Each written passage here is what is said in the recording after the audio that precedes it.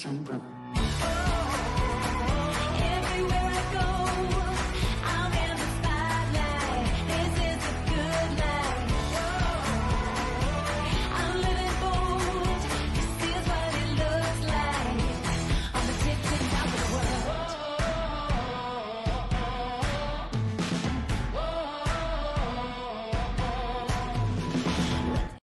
It's that time of the year again. We're about to go on summer break. But before we head out, there are a few major things to cover that happened over the past 2 weeks. There's a Transportation Advisory Committee that doesn't have maritime voices. There was an FMC Commissioner Dye budget hearing where she was justifying the FMC's budget request. It was the full FMC's budget hearing. And there was also, I have a comment on the recent industry news that maritime has hit the doldrums. Personally, I talked about this 2 weeks ago. Personally, I think that it might just be a reloading phase, but we're going to dive into it a little bit more. Hi, welcome back to By Land and By Sea, an attorney breaking down the week in supply chain, presented by the Maritime Professor. I'm Lauren Beagen, former FMC International Affairs attorney and founder of the Maritime Professor and Squall Strategies. By Land and By Sea is your go-to resource for navigating the regulatory side of global ocean shipping. And me, well, I'm your favorite maritime attorney. As always, the guidance is general for educational purposes only. It should not be construed to be legal advice, and there is no attorney-client privilege created by this video or this podcast. If you need an attorney, contact an attorney. This is plain language maritime, created so that anybody, not just lawyers or industry insiders, can understand what's happening in the world of shipping. So let's dive into this week's episode because, as you know, ocean shipping moves the world. All right. Again, programming announcement. Before we dive in, this will be the last episode of this season. We always take a little summer break during the month of August. By Land and By Sea will be on pause until September, so there won't be any new episodes until after August. Thank you for tuning in each week for your questions, feedback, and support, and for being part of this community. I'll be back in September with more maritime updates, regulatory insights, and supply chain stories, and guests. I'm going to be adding in guests, more guests. I've had a few guests, but let's add in some more guests. It's going to be my 5th season doing this show, By Land and By Sea. I have loved getting to know so many of you, really out in the wild. I've gotten to meet you at these conferences. I love it. It is so fun. Thank you so much for your support and for tuning in. Be on the lookout for some more fun updates in our 5th season. Can you believe it? I feel like I'm just getting started here. So let's dive into today's episode, though. Story number 1, a new Transportation Advisory Board launched, initiatives, and some other comments about it. So last week, the U.S. Department of Transportation held the inaugural meeting of a newly established Transportation Advisory Board. And that's all it was. That's all it was called, Transportation Advisory Board. The tab, I don't know, Transportation Advisory Board. It's being promoted as a key federal advisory group charged with guiding Department of Transportation, federal DOT, on infrastructure modernization, innovation, and investment across all modes of transportation. They said all modes, didn't they? All modes of transportation. This new board, as it was announced on DOT's website and the Federal Register, is focused on 4 main priorities. So those are developing strategic recommendations for infrastructure modernization and expansion, identifying key investment opportunities in transportation technology and innovation, providing insights into regulatory and policy improvements to enhance efficiency and reduce bureaucratic obstacles, and the 4th one is advising on public-private partnerships to maximize funding and impact. So you can go, if you want to learn more about this, it's transportation.gov, US DOT Advisory Board. Look, I think that this first one was a great conversation. It was live streamed. It was virtually streamed out so you could watch it, and then you could watch it on record later if you didn't catch it live. I thought that this was a great start. They went around the room, they explained their sector of the transportation world, kind of all of the different members on this Transportation Advisory Board. I love the idea, right? Anytime that you have private engagement, stakeholders of the industry, experts in the field dealing directly with the public servants that are working at these agencies, I love it. I think that that's perfect. But as they went around the room, and Secretary Duffy stayed in the room for the first, 20 minutes, half hour, and actually engaged with the members as they presented the sector and and piece of the industry that they came from, different initiatives that they might be interested in or concerned about. Secretary Sean Duffy stayed with them, was part of the conversation. It was not just a bring in the secretary, have a small chat, and then leave. He actually stayed. He outlined the things that he hoped this advisory board would get done, some of the different directives that he hoped that they would engage in, advice and consent and ideas that he wanted from these members. They all kind of came up. It was quick, right? But it was more engagement than I usually see with kind of the politicals swooping into some of these advisory committees. So I loved it. I thought that was fantastic. He listened, he stayed. But I can't help but mention or notice there were no maritime voices in the room. This new Transportation Advisory Board that said that they were having multimodal, all modes of transportation, does not include a dedicated maritime voice. Look, the board understandably focuses heavily on aviation and bridges and roads, of course, right? When you think about transportation, except for us mariners, but when the average American thinks about transportation, they're probably thinking cars on the road, maybe the bridges, definitely the aviation in current times because of the problems that we keep hearing about with the aviation sector. But it has to include maritime. It has to, right? I mean, I'm preaching to the choir here. Most of the people who listen to this podcast are maritime people. But look, maritime considerations are integral to the broader transportation ecosystem. And these include obvious links like bridges, right? Because what does a bridge go over? Maritime. It goes over water. But there's also less obvious connections, such as flight path restrictions around maritime ports. If we're talking about aviation, we also need to make sure that we're including some of these maritime ports that are right next to airports that might have cargo crane heights near airports that need to be taken into consideration. I also would like to bring up the elision that happened with the MV Dolly and the Key Bridge. So collision is when two moving items hit each other, two moving things hit each other. Elision is when one is fixed and the other is moving. And so that's what happened, right? The MV Dolly hit a non-moving bridge, so it's an elision.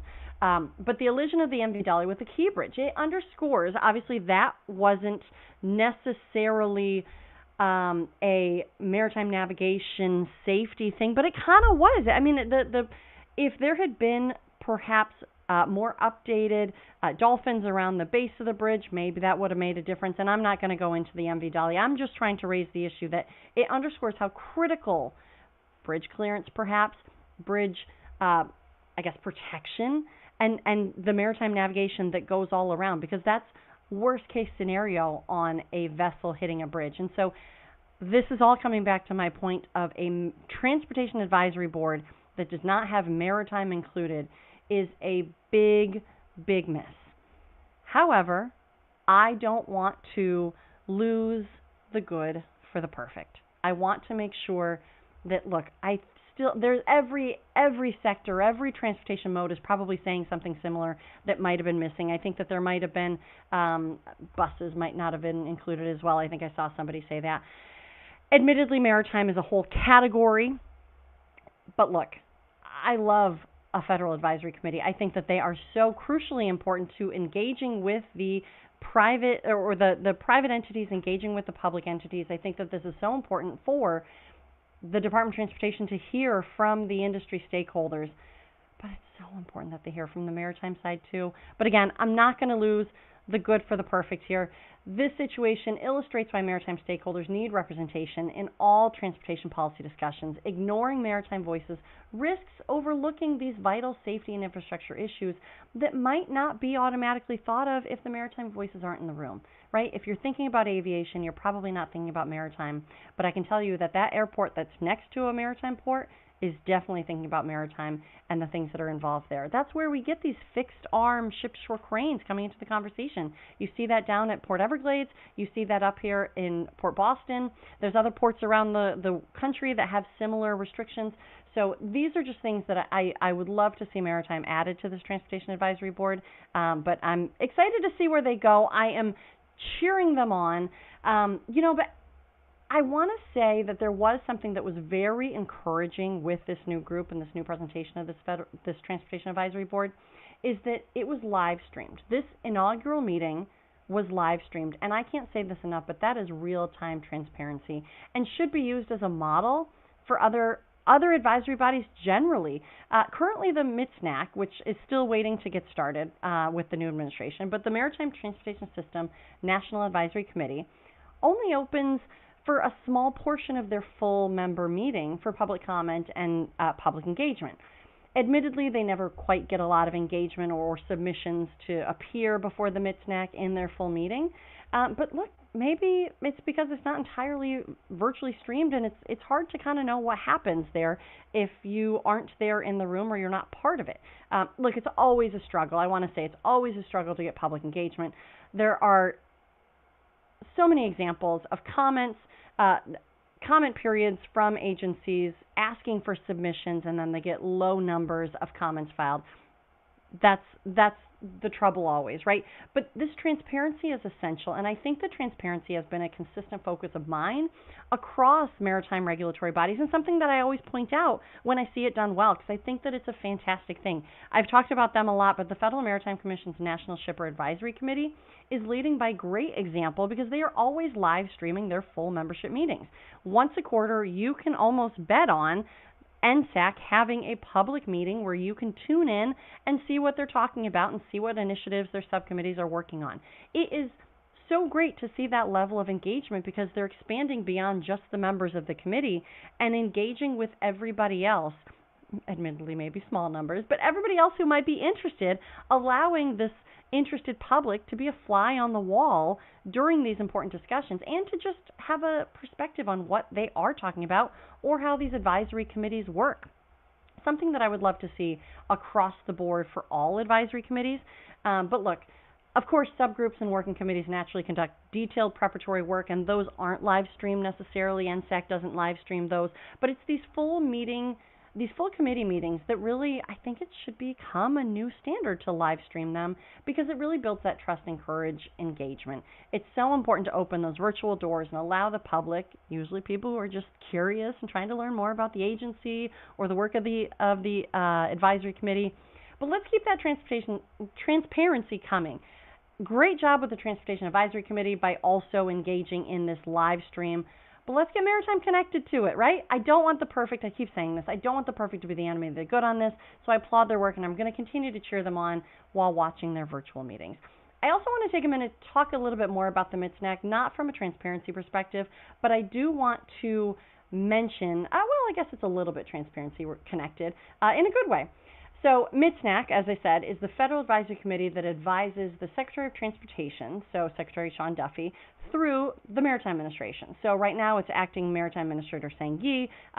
Eventually, hopefully, it'll become Steve Carmel, who is on deck, nominated to be the Maritime Administrator, but is yet to be confirmed, so he's not actually in the role yet. I've long advocated for MITSNAC recommendations. So all of these advisory committees create recommendations. They are then voted on by the full membership, and they're then usually posted somewhere. They're supposed to be public documents. They're usually posted somewhere so that you can see them prominently displayed. One thing that I think I've mentioned it on here, is that sometimes that can be hard to find, and that's something that I think that while MITSNAC was recently updated the links for the minutes on the MITSNAC basically landing page for MARAD, they updated the minutes so that now those links have been fixed and you can actually go in and see the recommendations that have been made through the last few meetings at the very end there that the links were unfortunately not quite working. But look, those recommendations are labors of love and a crucial element for the engagement of the private industry and the public agency. I'd love to see the recommendations put separately somewhere on the same page so that you can actually sort by recommendation and not just having to go look through all of the minutes to go find these recommendations, because these recommendations are truly a labor of love. They represent kind of hours of behind the scenes conversations from the private industry, engaging with other members and stakeholders of the private industry to try to help inform what the next steps for the public sector should be, what the next steps for the advisory agency should be. And so having those recommendations front and center, I think, would just be a good thing for continuity, for historical purposes, but also for that engagement, passive engagement, albeit, but engagement with the public generally, so that they know what they're up to, right? Many of the ideas that are actually in core elements of the new maritime policy push for this administration are actually directly in line with MITSNAC recommendations, but unless you go through all those minutes, it's hard to find that, right? I'm not saying that they directly came from those recommendations, but wouldn't it be nice to see that the ideas that are supported and being presented by this administration are actually supported by industry through this Federal Advisory Committee? And maybe if they need a little boost, you could reference them and say, look, this Federal Advisory Committee made up of multiple sectors and a diversity of interest in the maritime industry generally had the same recommendation. That's my vision. That's where I would hope that this would go. We'll see. Who knows? I don't know. I think that would be kind of cool to have the recommendations, because you can go over to the NSAC website and find their recommendations pretty clearly outlined and pretty front and center. Yeah, so I want to just also mention, as we're talking about MITSNAC, I guess it's my soapbox moment. We're still only in story number 1, but as we're talking, since we're talking about MITSNAC, I also want to mention there was a significant change proposed under the SHIPS Act that I think my opinion here is that it politicizes or threatens to politicize MITSNAC membership. So again, MITSNAC, you may have not heard of it. This last charter, I am a member of MITSNAC. This last charter, we did some fantastic things. We got some great engagement with the industry.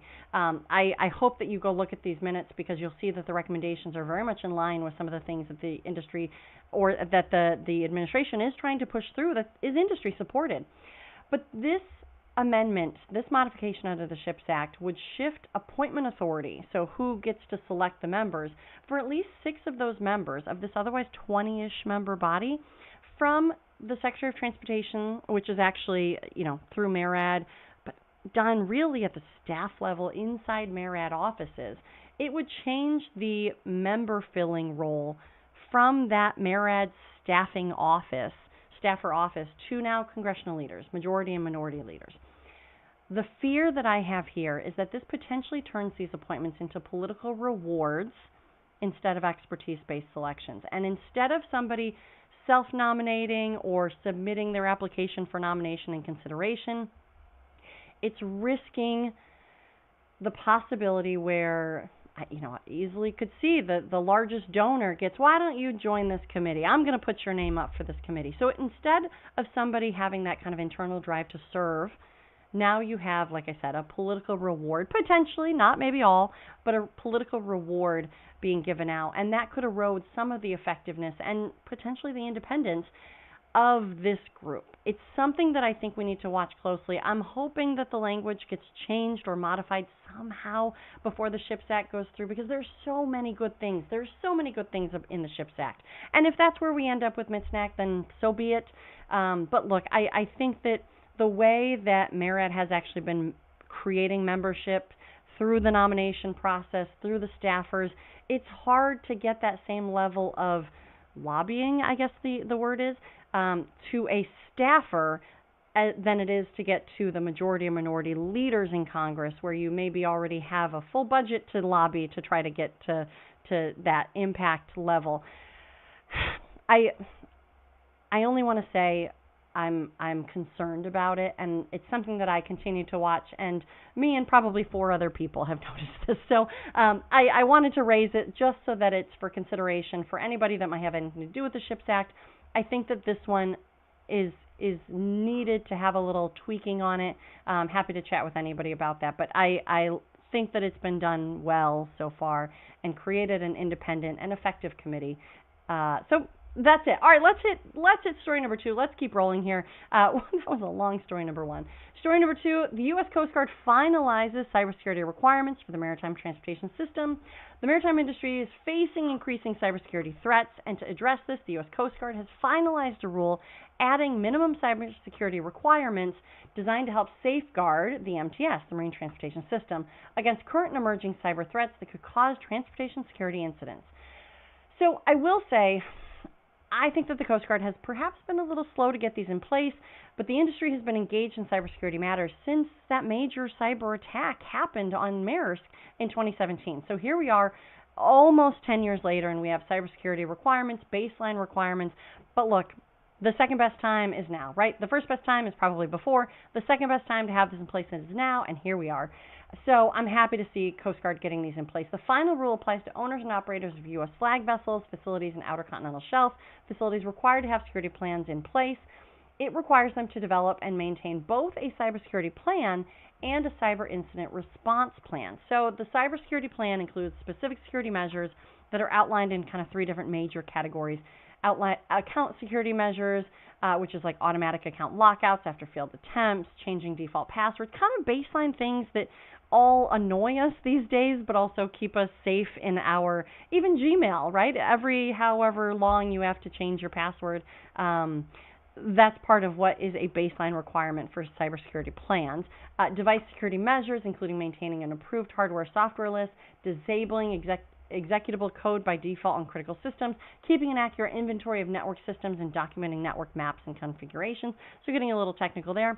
And then the third category, data security measures, ensuring logs are securely captured and stored with limited access and deploying encryption to protect data and confidentiality. So kind of baseline things that you would assume are already happening, probably already happening, but at least now there's a requirement to make sure that they are happening. Coast Guard regs also say owner-operators must also prepare a cyber incident response plan outlining how to respond to cyber incidents and designating a cybersecurity officer, or a CISO, responsible for implementation, annual audits, personnel training, kind of making sure that this stays top of mind. So this went into effect. The effective date of this is July 16th. It does have kind of a graduated implementation piece to it, but if you have anything to do with this, if you think that this applies to you, go take a look at it, go check this out, make sure that you're compliant.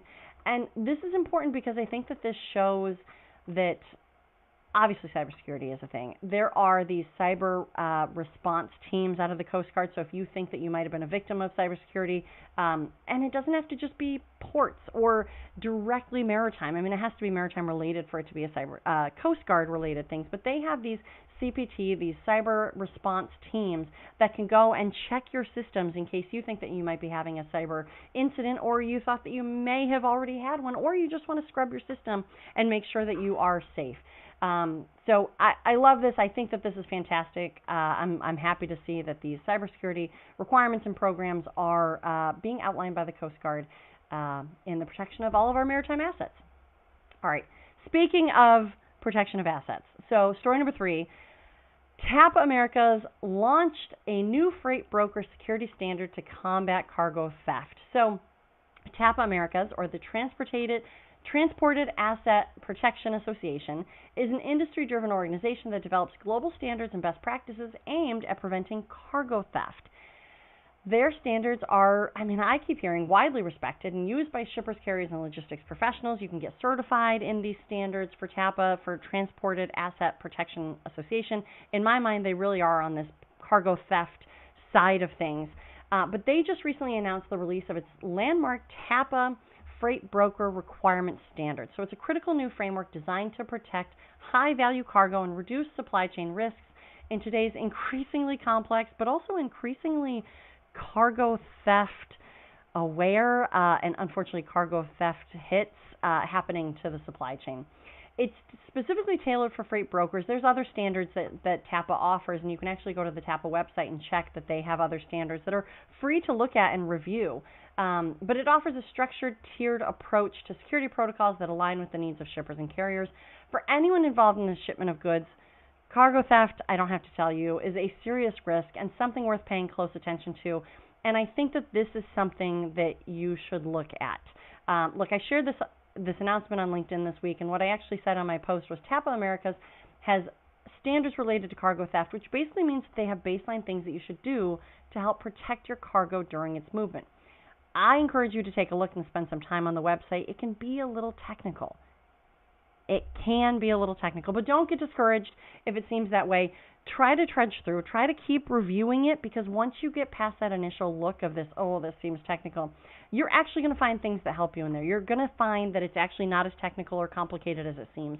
I really encourage you to take a look at the Freight Broker Standard if you have anything to do with freight brokerage, and go take a look at the rest of what TAPA has to offer, because I think that TAPA America really has some great baseline things to do to help protect yourself as members of the supply chain industry.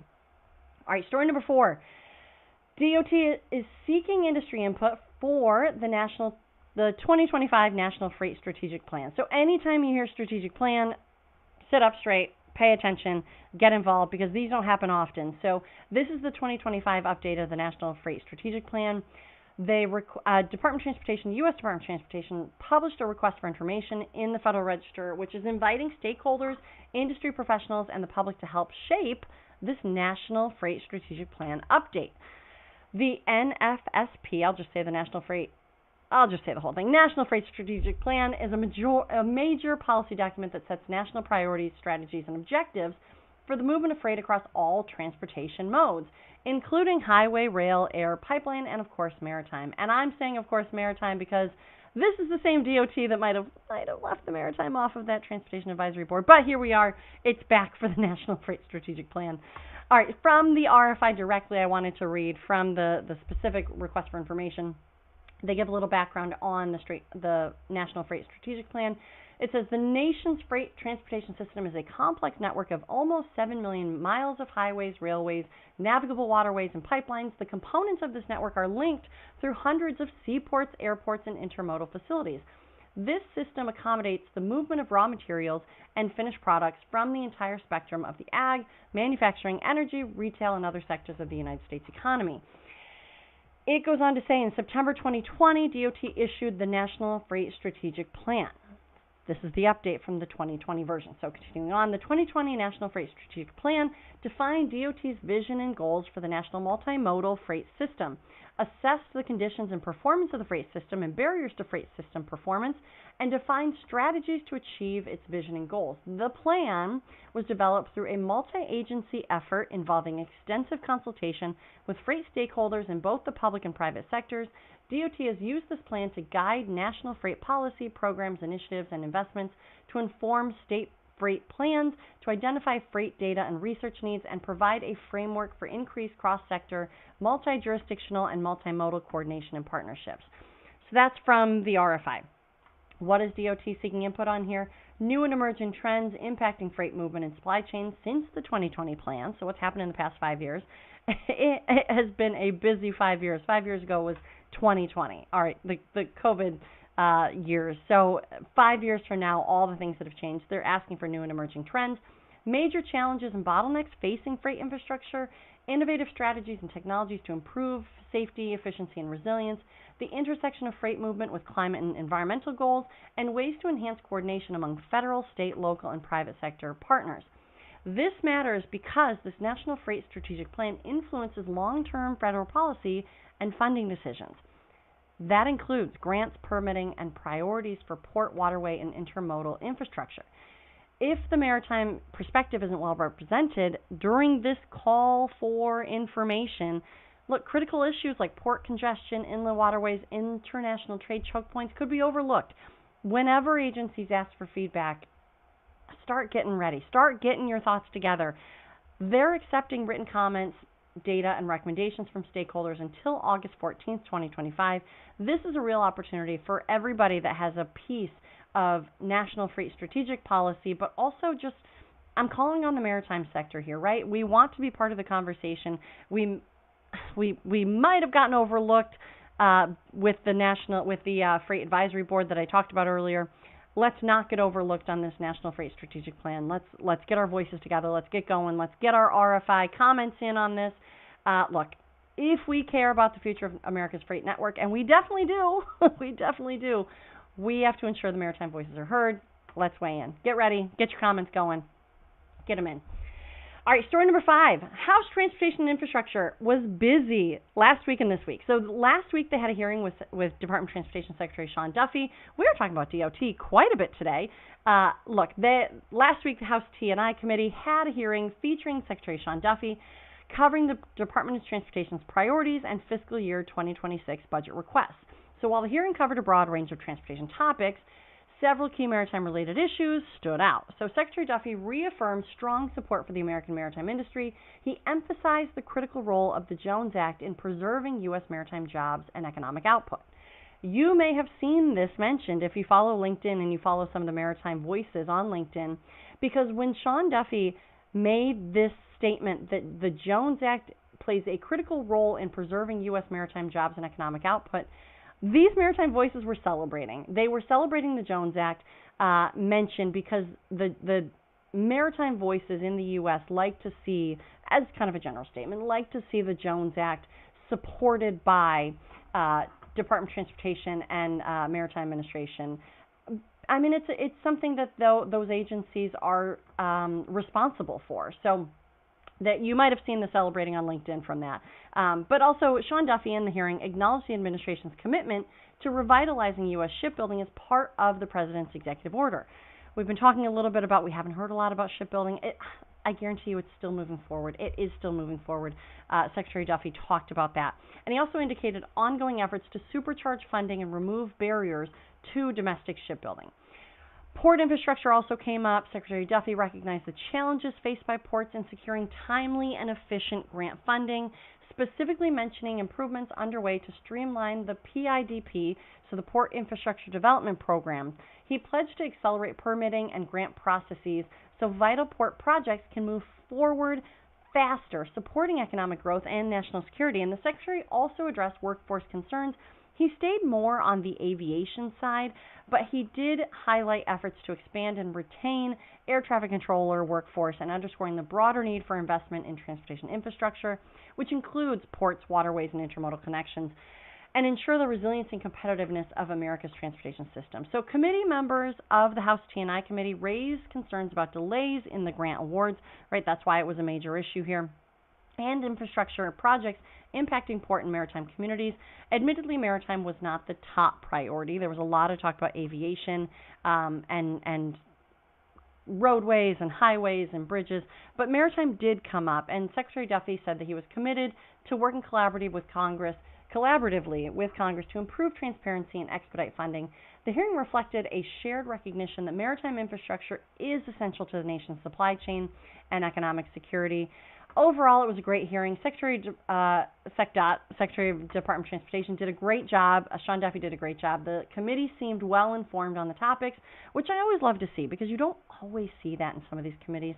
I thought that the congressman did a good job of being prepared, having relevant questions, having targeted questions, having questions that actually related to the jurisdiction of Department of Transportation. There was obviously clearly a lot of discussion about air traffic controllers and aging airports and aging air traffic controller systems, but maritime was sprinkled in, and so I thought that it was overall a pretty good hearing and worthy of watching to see what's going on at DOT. All right, story number 6. This is a longer update.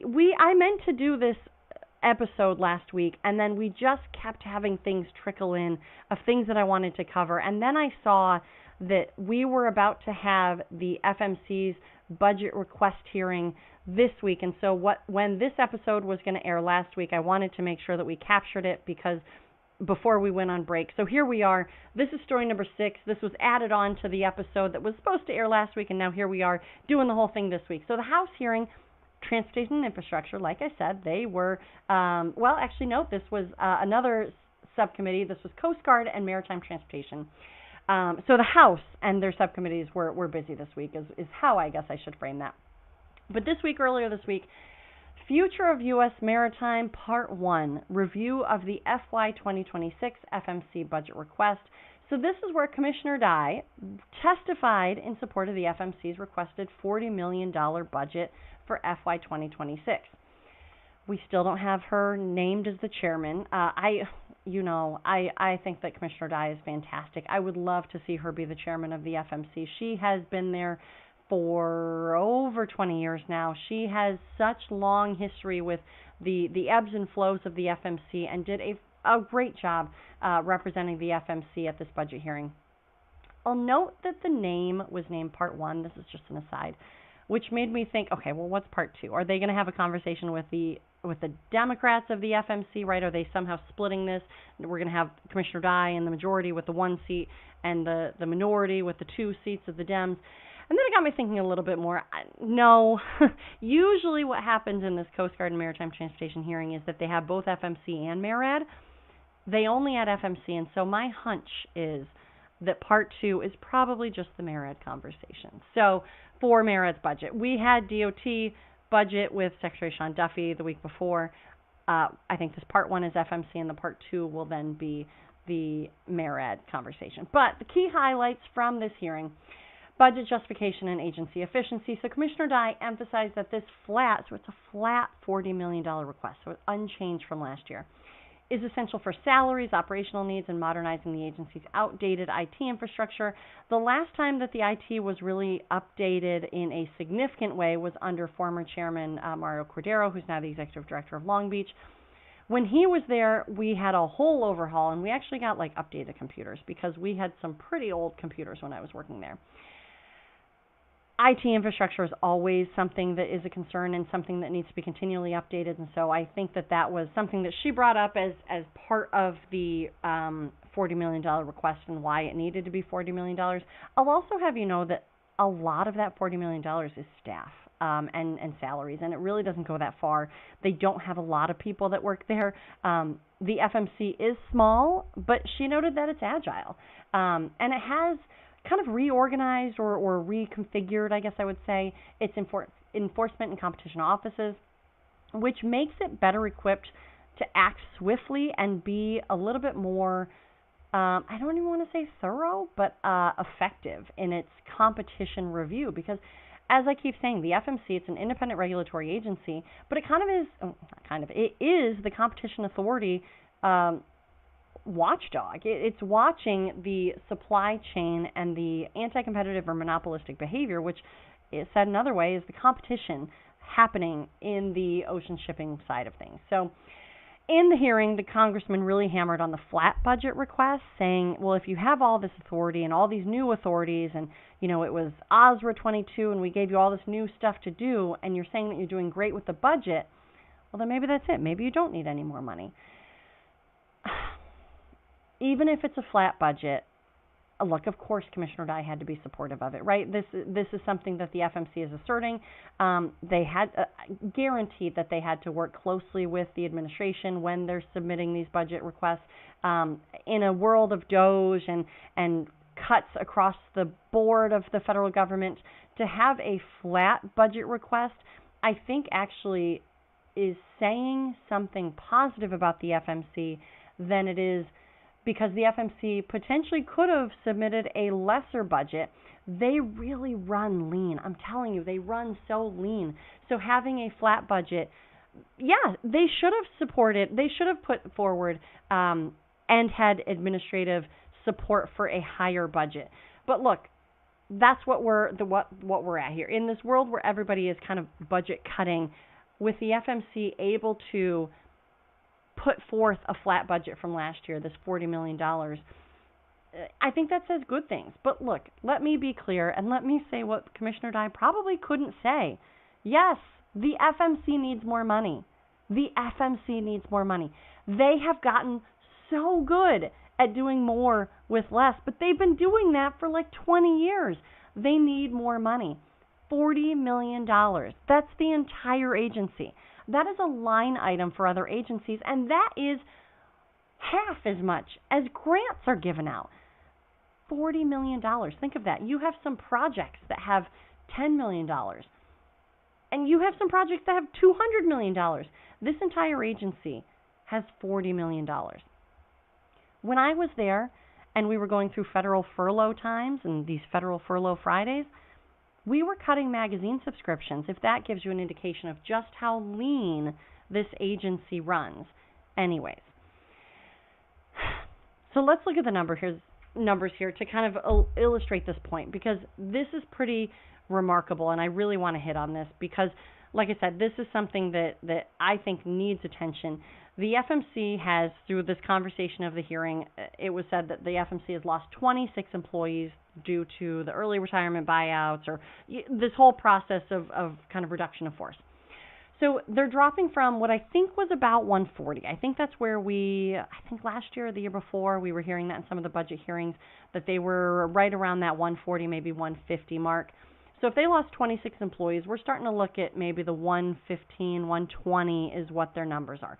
That's where they kind of hover. They kind of, for the past 20 years, have hovered around this 115, 120 full-time employees number. If we look at that from a larger perspective, so the global ocean shipping economy is valued at approximately $6 trillion annually, which means, I mean, this is an exaggeration, but this is kind of not totally an exaggeration.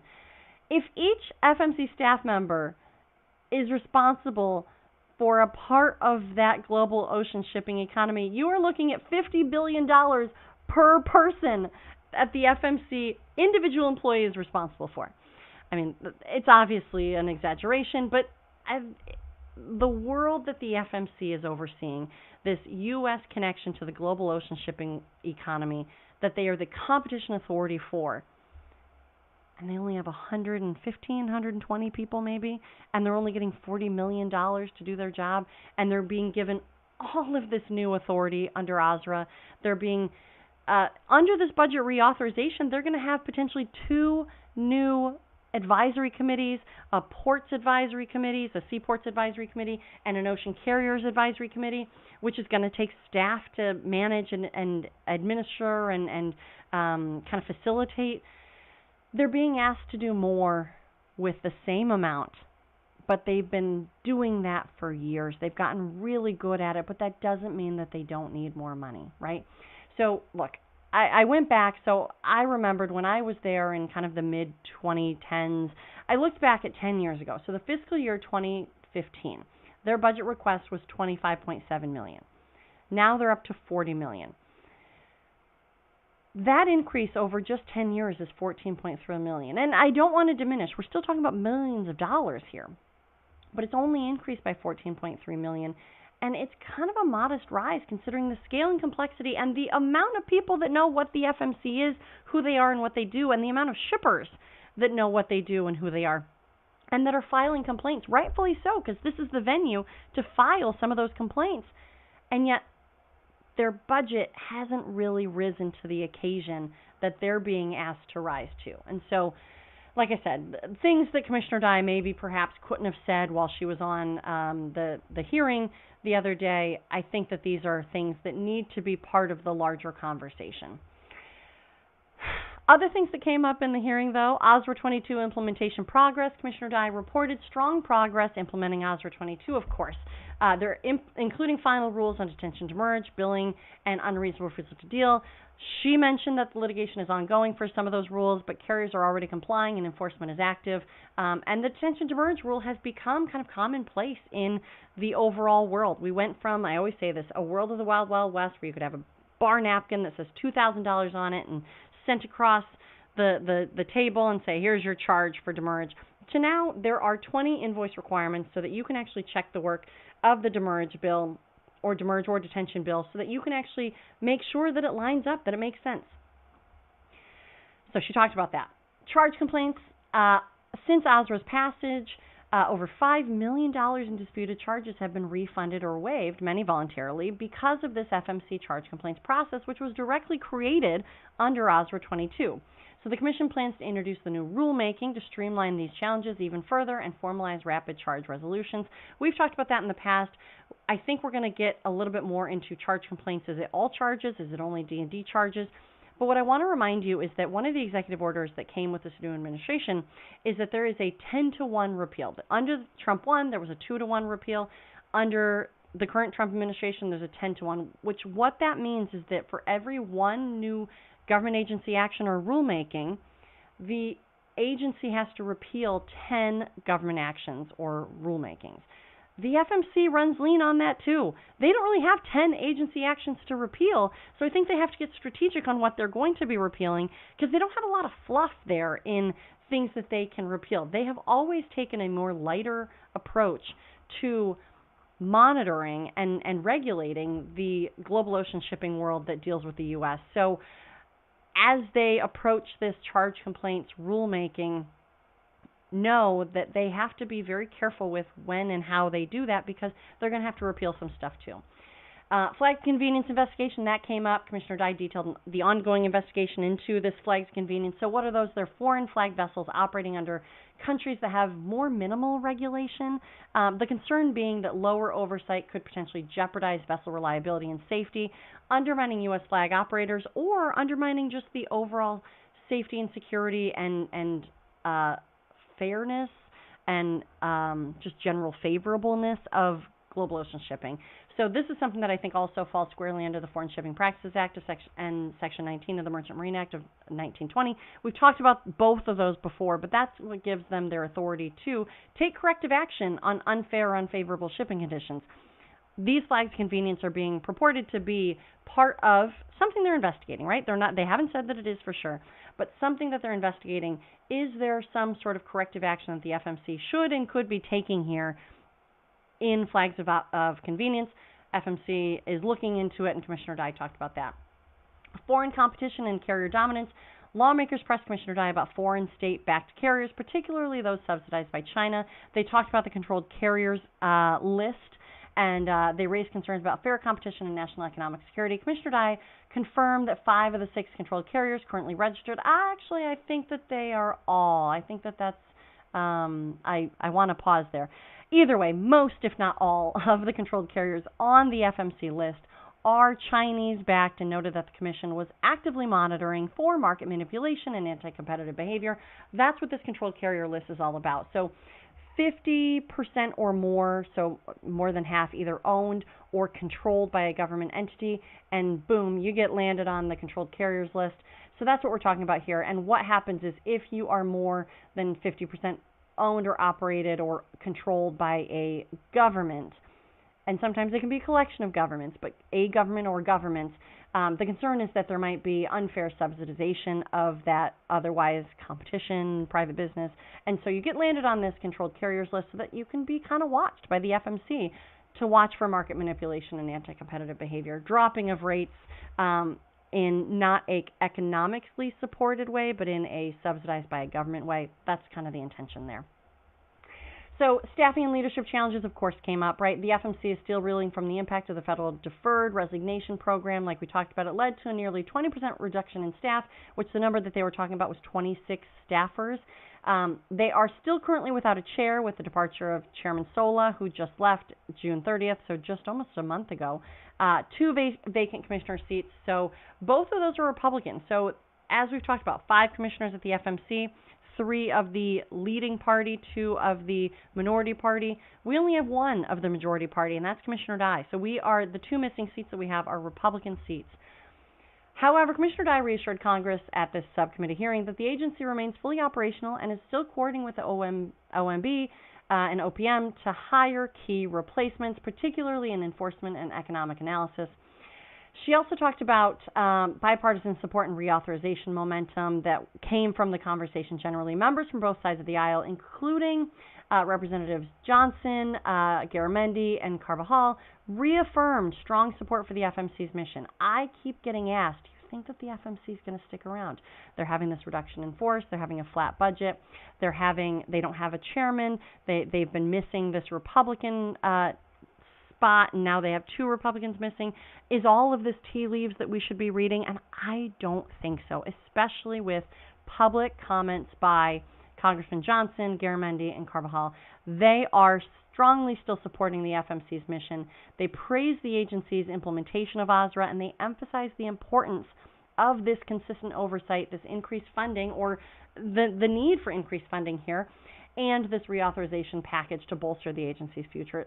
Bottom line here, the FMC is small, they're strategic, but they're essential. If Congress wants stronger enforcement, supply chain resiliency, and fairer global competition, this is the agency to fund I call for Congress to increase the budget. Maybe the FMC will get a birthday surprise and they'll have a higher budget than the $40 million flat request. But either way, fund it fully at the requested level. Maybe even give them more. 120 people, right? I mean, that's kind of what I always say is basically the number that the FMC has, and it's really not a lot. This last piece I want to get into, story number 7, industry critique and White House response, the debate over federal maritime efforts. So last week, and I want to be a little bit careful here because I also don't want to fall victim to the same critique that I'm giving out, but last week we had John Conrad of G-Captain posted a pretty sharp critique on Twitter or X, challenging the federal government's handling of recent supply chain and maritime issues. And I think that it's important to still challenge where things are or aren't happening. And he was capturing widespread frustration across the industry. I get it. I talked about something similar the week before on my podcast. There was word of personnel changes. The industry hadn't heard much about maritime progress in a while. The FMC, as I keep saying, is down to just 3 commissioners of the otherwise 5 that they're supposed to have. I was starting to get worried too. I mentioned it, and I just said we need some wins on the maritime side. But I do want to say, I kind of think that John might have gone a little far here. But he might have done it on purpose, right? Maybe we've certainly seen the same kind of bombastic approach taken with the Trump administration to try to pull out answers or to try to get better results. Maybe that's what was happening here, but this, for my personal comfort, this felt like it might have gone a little too far. So John Conrad's tweet voiced concerns about what he described as an absence of leadership and decisive action, fueling the conversation about delays and operational challenges affecting ports, shipbuilding, and maritime operations. And I'm not going to go through the whole list, but even though parts are perhaps off base, I think that it's worth still taking a look at because it does kind of have a nice summary of all the things that we're watching and waiting for. But it was critical. So to note a few, he mentioned that Ian Bennett, the president's special assistant for shipbuilding at the White House, was fired. That's actually something that I know not to be true. And he did reference another report saying that he was fired. Look, he wasn't fired as far as I know, and I have pretty reliable knowledge that didn't happen. He left. He's no longer there. He's in the private sector, but he wasn't fired. And so I saw that. Okay, not great. Conrad also mentioned that nobody had seen or heard from Secretary Duffy, the new acting maritime administrator. I strongly disagree with that one. I actually shared a message on LinkedIn in response to that post where I said, look, I think the acting administrator, Sang Yi, has been very present and made positive impacts. He was visiting Hanwha Philly Shipyard recently. He met with ports. I clearly remember seeing a LinkedIn post of a meeting with acting administrator Sang Yi and Kerry Davis of the American Association of Port Authorities. He also met with Gene Soroka pretty quickly after becoming the acting administrator. And he also awarded maritime service honors to deserving mariners. I've noticed that in his short time as acting, he has been very public about his activities and that he's been getting out there in the field. I did say at the conclusion of this post, I'm concerned about the news of the White House shipbuilding office being closed. That was part of what John Conrad had said. I knew of some of the recent personnel changes, but I didn't think that it would mean the closure of the office. So later that day, the story continues, Conrad made the X post. The conversation took another turn when the White House Deputy Press Secretary Anna Kelly replied to this tweet. She replied on Twitter, which also was a little wild to have the direct White House response via Twitter, but it was, fantastic, right? Transparency. She called Conrad's post total fake news based on anonymous sources. She clarified that the shipbuilding office will continue to operate under the Office of Management and Budget, OMB. She emphasized this comes on the heels of the recent $43 billion shipbuilding investment included in the major infrastructure legislation known as the One Big Beautiful Bill. Kelly challenged Conrad directly asking if he had even covered that. So there was a little tension going back and forth. She said, Kelly further tweeted, "We've been saying this to reporters who have asked, but John Conrad clearly didn't do his due diligence. Embarrassing," which I thought that was a little kind of funny because she had the exclamation point. But look, this sharp rebuke underscores the heated nature of public discourse around federal maritime policy and the friction between industry voices and government representatives. And maybe not even that far. I don't agree with John's approach here to blast on this shaky list some of these things as truth, especially when I knew that 2 or 3 of them, as soon as this post was listed, that this was something that I knew to be the opposite of what he was asserting. But that's kind of John's approach, and that's okay. It was effective because we got clarity on the shipbuilding office. Now, I want to reflect a little bit on this because 2 weeks ago on this podcast, I did share some of my own frustrations with the pace and visibility of federal maritime efforts, but also I kept a positive tone with it because we risk unraveling some of our progress if we throw stones among our friends, right? I appreciate pushing each other and holding each other accountable. That's essential. But I know that Ian was not fired. I know, and the work under the executive order on maritime dominance is still very much ongoing, not only at the White House through the National Security Council, and that's the part that had some people concerned about the personnel changes, but I know that it's ongoing with MARAD, DOT, U.S. Coast Guard, and others continuing to do their part on this executive order. My point 2 weeks ago was more about needing greater visibility or a clearer public update on these efforts. To say that acting maritime administrator saying he isn't doing anything is, patently unfair, really. Potentially harmful to the momentum we're building, too. I think that he's only been there, 7 or 8 weeks, and we can have honest, and we should have honest critiques, but over-sensationalizing frustrations among friends, trying to work together is counterproductive. I do appreciate John Conrad's passion, though. He has a clear passion, and I will not take that from him. And I certainly won't cast him aside for this because I know that he wants the maritime industry to succeed as much, if not more, than most, right? He created an entire industry, entire platform, GCaptain, watching the maritime industry and reporting on it. It is so crystal clear that he wants this industry to succeed. But we also have to give credit where it's due and be cautious about reporting unverified rumors as facts. So we need to keep this conversation truthful, constructive, and focused on real progress so together we can strengthen this vital industry. On that same note, I also want to respond to an article last week that the Lodestar ran. So the Lodestar published an article titled "Strange Going-Ons at the U.S. FMC. Is it still fit for purpose?" Okay, not a great title, right? It seemingly implies that the FMC doesn't hold relevance anymore. Just look at that title. But it also said and implied that recent departures of FMC investigators could impact how the FMC handles complaint cases. The article referenced something it called a West Coast investigatory panel, suggesting that this was a concerning development, along with implications of an East Coast investigatory panel taking caution. For a little bit of background here before we dive in, this is talking about area representatives who were turned into investigators under part of what the FMC kind of restructuring was.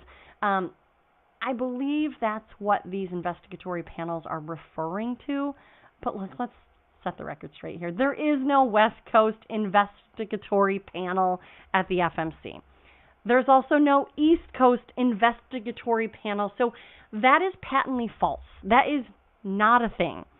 These are simply not accurate descriptions, and they're being asserted as the title of these panels. They're not a thing. West Coast investigatory panel, East Coast investigatory panel, it's not a thing at the FMC. So descriptions that are inaccurate on how the FMC operates or structures in investigatory and enforcement processes, we have to be accurate. We have to be accurate with these things. FMC investigators were previously known as these area representatives, like I said. Their primary role was, and kind of still remains, even as investigators, enforcement, compliance, outreach, and providing on-the-ground industry expertise.